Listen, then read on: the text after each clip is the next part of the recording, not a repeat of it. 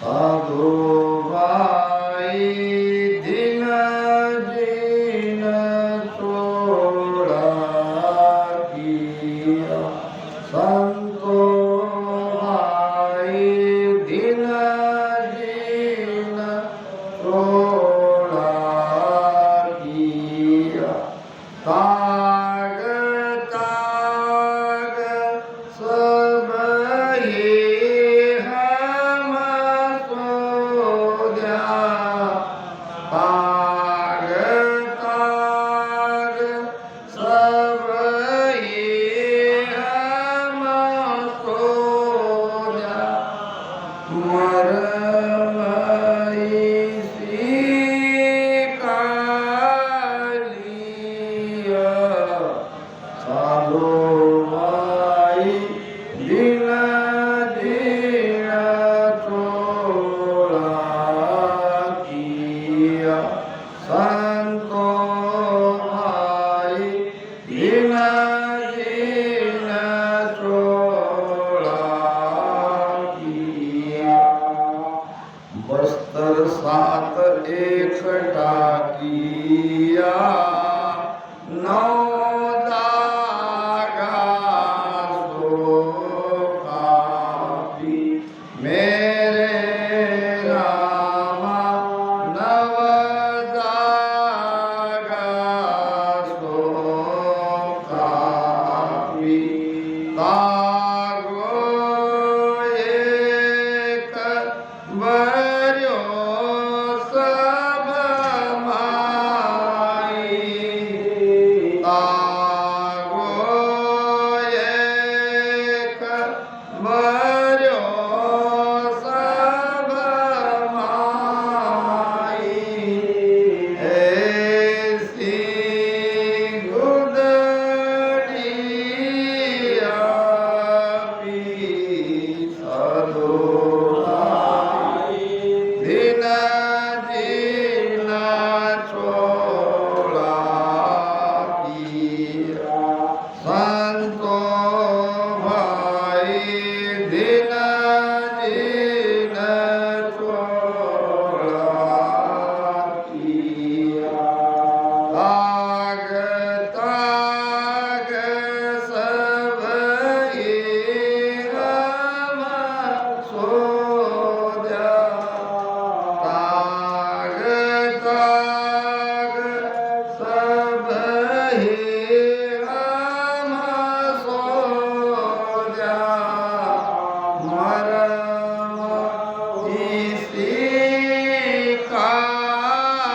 कालिया साधु भाई दिन दिन छोड़ा किया संतो भाई दिन दिन छोड़ा किया 160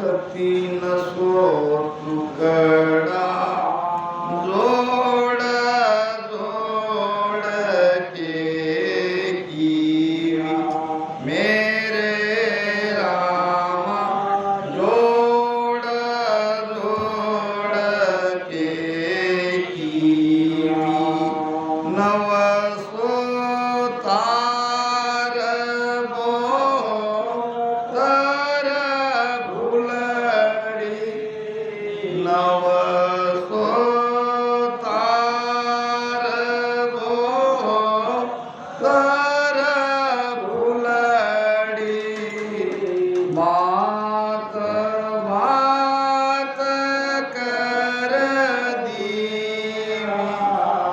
साधु भाई दिन दिन छोड़ा किया संतो भाई दिन दिन छोड़ा किया ताग ताग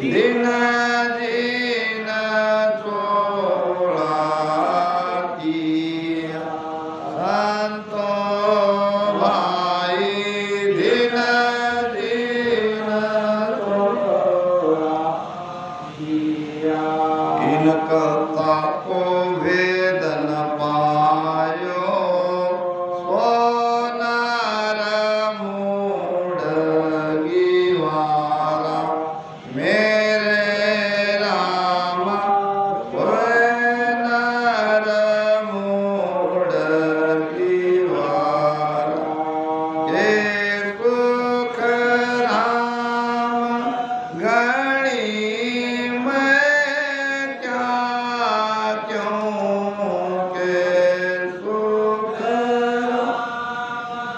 गणी मैं क्या क्यों बेगो कालीधर सदा दिन दिन छोड़ा किया संतो भाई दिन दिन छोड़ा किया ताग ताग सब ये हम सो जा ताग ताग सब ये हम सो गया मरम इसी का लिया साधु भाई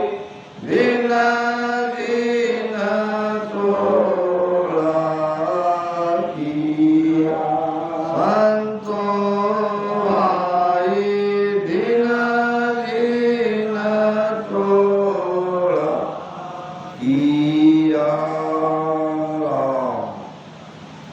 साधु भाई दिन दिन छोड़ा किया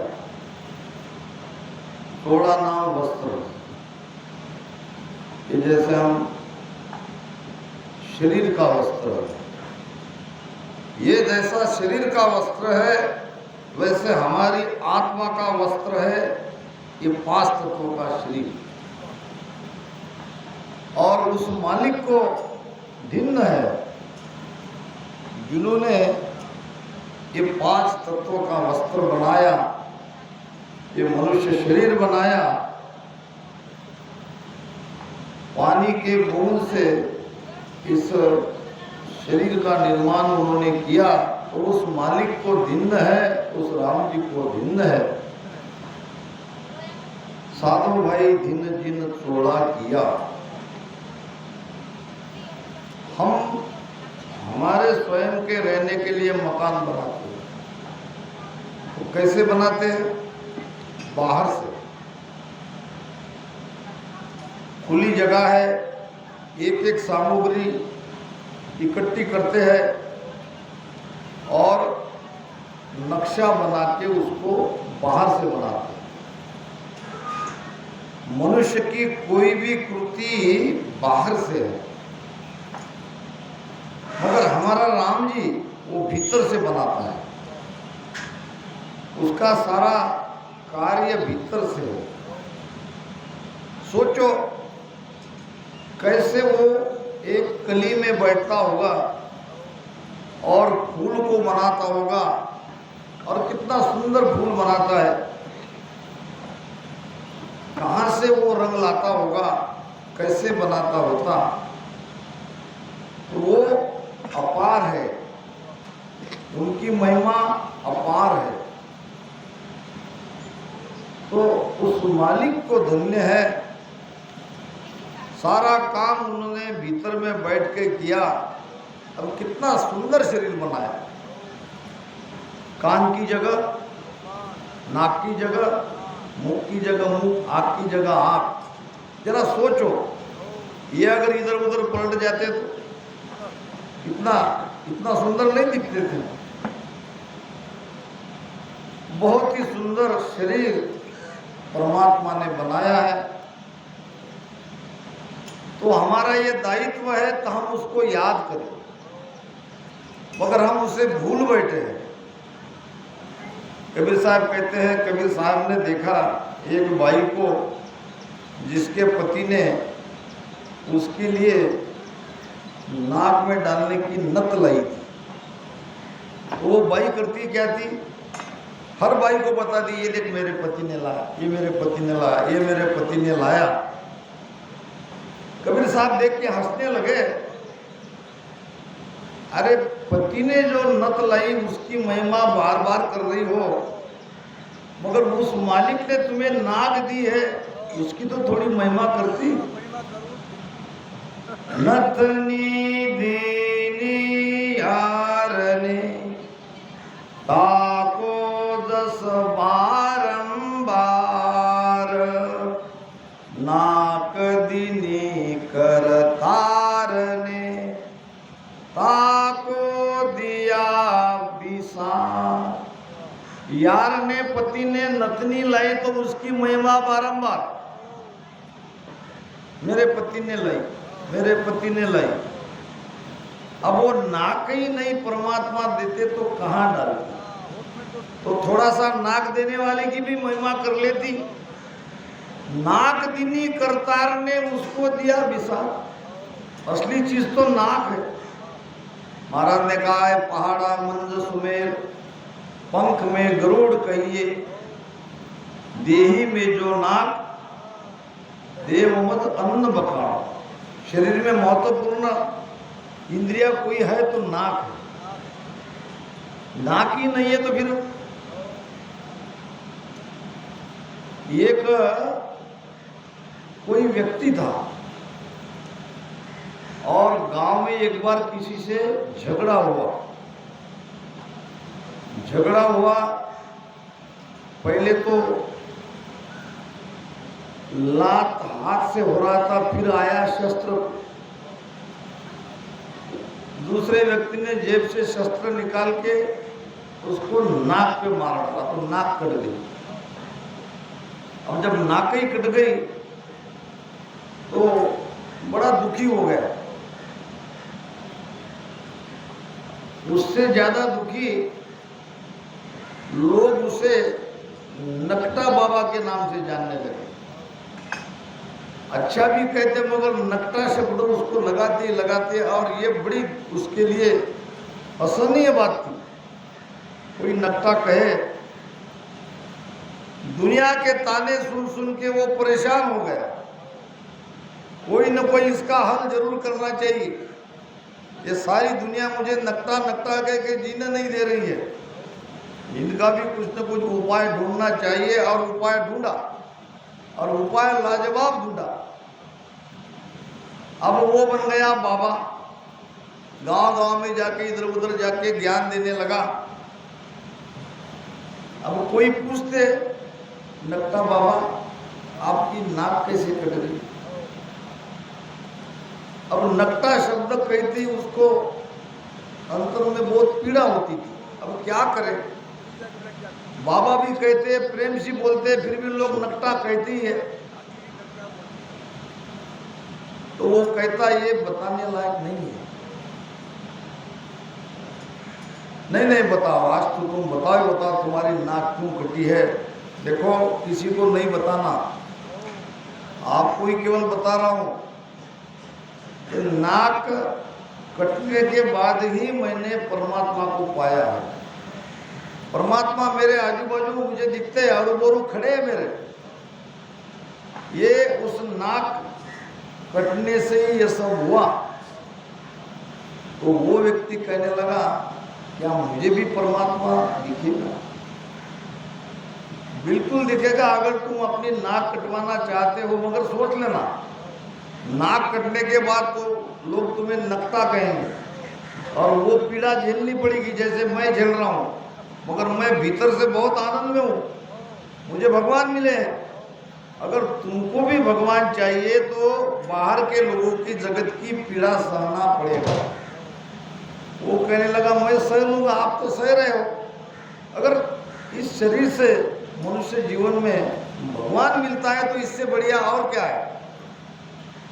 तो ठीक है, चलो भाई, अब तुम मान नहीं रहे हो तो तुमको तो भगवान दिखाना ही पड़ेगा। आओ जरा बाजू में, कोने में बाजू में लेके गया, हथियार निकाला और नाक काट के उसके हाथ में दे दी। खून बहुत निकलने लगा, चिल्लाने लगा और अपना दुख दर्द भूल के कहने लगा, भगवान कहाँ है? अरे काय का भगवान? अब नाक भी कट गई, अब चुपचाप मेरे जैसा तू भी चिल्लाते रहे, भगवान मिल गया, भगवान मिल गया। अब नाक तो वैसे ही कट गई थी, नाक कटने के बाद बाकी कुछ बचता ही नहीं। हम व्यवहार में, समाज में भी कहते हैं नाक कट गई, इसका मतलब सब कुछ चला गया। और महाराज ने भी लिखा है, देही में जो नाक, देव मत अन्न बकाणो, भोजन में प्रसाद महल में दीपक जानो, कश्यप सूत सब हो गया मंड उजाड़ा होए, यूं सभा में सुखराम कहे सतगुरु वीरम जो।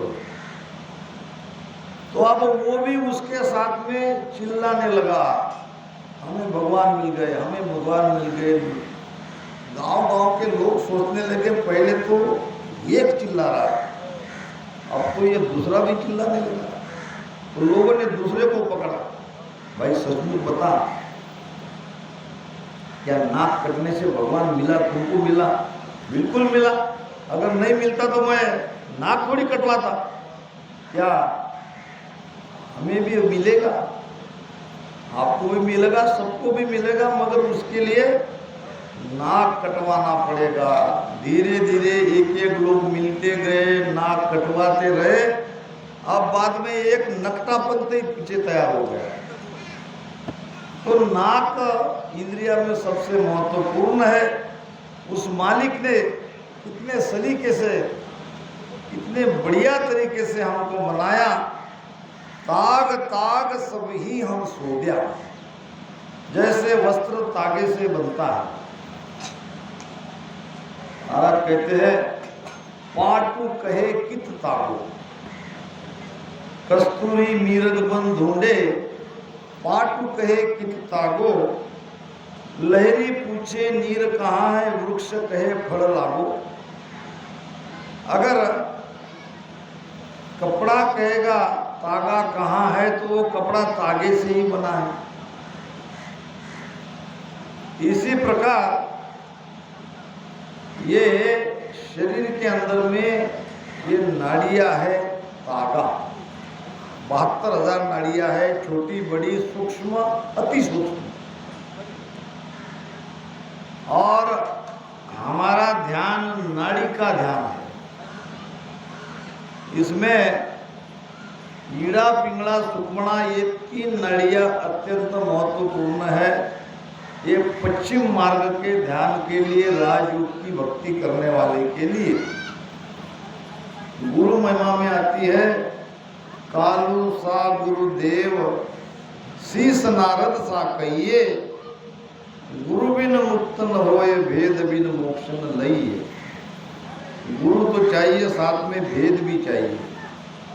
केवल भेदी गुरु के शरण में जाने से ही जीव का मोक्ष होगा। वशिष्ठ मुनि पे आय राम बुझो तत सोई, जीव मोक्ष किम जाय ताई गत कहिए मोई।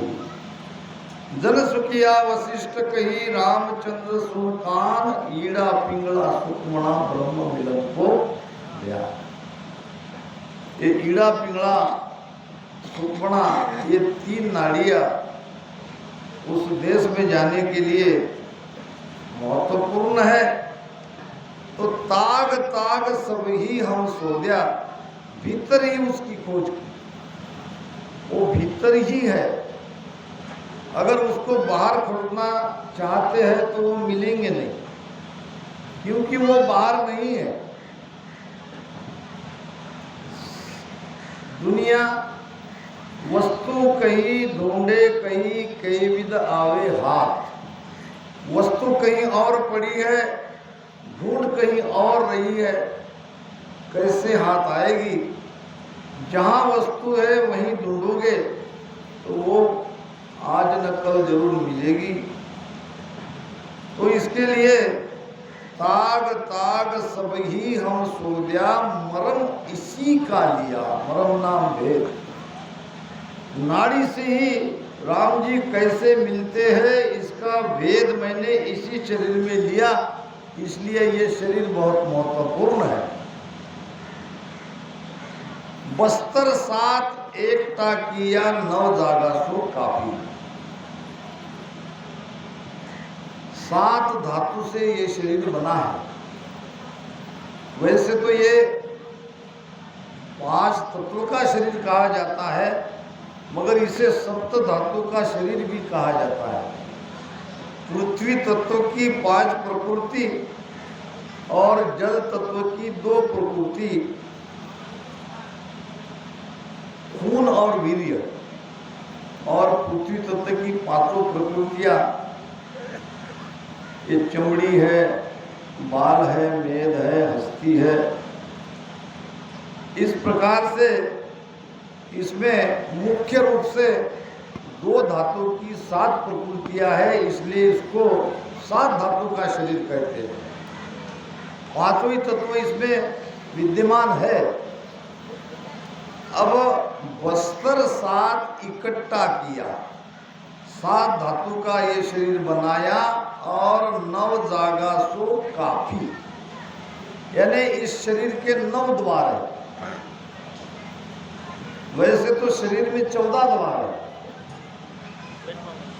निकास का 14 दरवाजा, हंस 10 दिशदार, मगर प्रकट खुले दिखते हैं 9 द्वार। बाकी समय समय पे खुलते हैं। पहले 14 द्वार का हिसाब देख लेते हैं। ये 9 द्वार खुले हैं, सबको पता है। ये ऊपर के 7 और नीचे के 2, और एक द्वार है यहाँ सहस्त्र कमल के ऊपर, जिसको कहते हैं 10वां द्वार। ये पहले से ही बंद करके रखा है काल ने। इससे बाहर निकल गए तो 3 लोग 14 भवन से, 3 ब्रह्म के 13 लोग से हम सदा के लिए मुक्त हो गए। तो एक 10वां दरवाजा है जिसको भीतर से खोलना पड़ता है, ये बाहर से नहीं खुलता है। फिर 2 ये छाती के द्वार है, ये समय पर ही ये द्वार खुलते हैं और बंद हो जाते हैं, यानी उस पर थोड़ा आवरण आ जाता है। 10 और 2 12, और एक द्वार है नाभि का, नाभि भी द्वार है। जब हम माता के गर्भ में थे तो माता के द्वारा हमको अन्न रस मिलता था, और वो मिलता था नाभि के माध्यम से। माता की नाभि से हमारे नाभि में एक नाड़ रहती है जुड़ी हुई, उसके द्वारा हमको श्वास भी हम लेते हैं तो उसी नाड़ी के द्वारा, भोजन भी लेते हैं तो उसी नाड़ी के द्वारा। तो इसलिए जब बच्चा माँ के पेट से बाहर आता है तो सबसे पहले वो नाड़ काटी जाती है। वास्तव में वो थोड़ी देर के बाद काटना चाहिए, क्योंकि उसकी अपनी नाक की जो श्वास लेने की यंत्रणा है वो अभी प्रारंभ नहीं हुई, और जो यंत्रणा भगवान ने दी थी उसको हमने काट दिया। तो एकाएक बच्चा घबरा जाता है। जब वो रोता है तब वो अपने आप श्वास लेना प्रारंभ करता है। अगर बच्चा नहीं रोता है जन्मते ही तो ये और डॉक्टर के लिए सोचने का विषय बन जाता है। बच्चा रोना ही चाहिए। रोता इसलिए तो वो घबरा जाता है, क्योंकि अभी तक प्राण वायु जिस यंत्रणा से ले रहा था वो एकाएक खत्म हो गई, एकाएक हमने काट दिया, तो वो घबरा जाता है। घबराने से फिर ये छाती से नाक से सांस उसास की प्रक्रिया उसकी चालू हो जाती है। ये हो गए 13, और एक द्वार है नीचे। महाराज ने प्रमाण दिया है, ये जो ब्रह्म स्थान है उसमें 2 नाड़ियां आई है, एक है वीर्य की, एक है मूत्र की। एक भजन में महाराज ने कहा है जातल कवल और दूजा खटदड़ पाक लखाणी राम जातल कवल और दूजा खटदड़ पाक लखाणी जामे ब्रह्मा मांड घड़त है जामे ब्रह्मा मांड घड़त है उभय नाड़ संग आनी होगी गन में भवर गुजारा वे। जातल कवल और है दूजा खटदड़ पाक लखानी। 6 पाटली का कमल है नाभि के नीचे। अब ये 6 पाटली कौन सी है? पाटली तो महाराज ने 6 लिखा है और 6 ही है। राम राम साहब, ये 6 पाटली है रज बीरज, रज बीरज, इच्छा प्रेम, भगलिंग, भगलिंग, रज बीरज, इच्छा प्रेम, ये 6 पाटली है। ब्रह्मा जी जहां बैठा है और वहां से वो सृष्टि की रचना कर रहा है। जातल कवल और है दूजा खटदड़ पाक लखानी जामे ब्रह्मा मांड गढ़त है उभय नाड़ संग आणी। उभय नाम 2, उभय कहते हैं 2 के लिए। अब ये 2 नाड़ी आई है, एक सीधी भ्रुकुटी से आई है ब्रह्मस्थान तक वीर्य की नाड़ी, और एक मूत्र का तो द्वार वो है ही। तो इस प्रकार से शरीर के है 14 द्वार। निकास का 14 दरवाजा हंस 10 दिस जाए, और जाने का द्वार है 10वां द्वार जो बंद है, जिसको खोल के जाना पड़ता है। ये नियंचर कुदरत कला उसे खोल देती है, सदगुरु की सत्ता उसे खोल देती है। तो ऐसा ये शरीर का महाराज ने कितना महत्व दिया है। मलमूत्र की कारजी काया है, 9 द्वार मल से झरते हैं, 9वीं द्वार से मल बाहर निकल रहा है, मगर ये काया कितनी महत्वपूर्ण है। 9 जागा सो काफी, 9 द्वार इसके खुले हैं। तागो एक भर्यो सब माई। अब ये सारे शरीर में एक ही तागा है, वो तागा कौन सा है? चेतन का। जहां तहां सब चेतन इसमें भरा है। तागो एक भर्यो सब माई ऐसी गुदड़ी आपी। इस प्रकार से हे मालिक, आपने ये गुदड़ी बनाई, आपने ये शरीर बनाया। 160 300 टुकड़ा, 160 यानी 60 300 360 टुकड़े से ये शरीर बना है। इसमें 360 टुकड़े हैं। डॉक्टर से मैंने पूछा एक दिन, तो वो कहते हैं कि 250 252 ऐसे कुछ टुकड़े हैं। जब वो भी रामसनी था, जब महाराज कहते 360 तो होंगे, हमारे नजर में इतने आए, हो सकता है मेरा अज्ञान हो। तो 3 से 60 टुकड़े का यह शरीर है, और जोड़ जोड़ के इसको बना है। इस टुकड़े को जोड़ जोड़ के बनाया है, यानी एक पुतला तैयार किया है। 900 तार 72 फुल्ली, इसमें तार है 900 तार नाम नाड़ी।